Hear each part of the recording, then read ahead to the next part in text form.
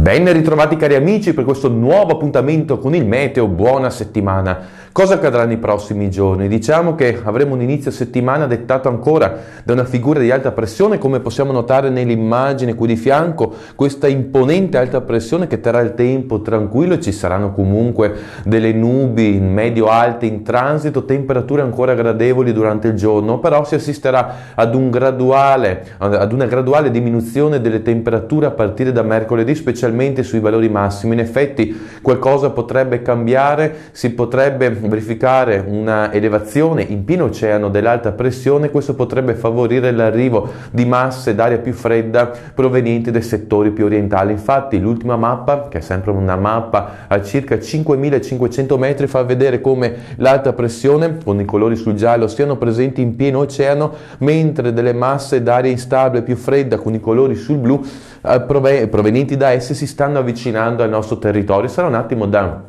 vedere come sarà l'evoluzione, soprattutto a partire dal 12, dal 13, comunque dalla settimana successiva, perché sarà interessante vedere quanto il freddo inciderà sul nostro territorio e anche se sotto forma di precipitazioni potrà esserci il ritorno della neve. Comunque avremo modo di approfondire meglio questi argomenti nel prossimo appuntamento previsto per la fine di questa settimana.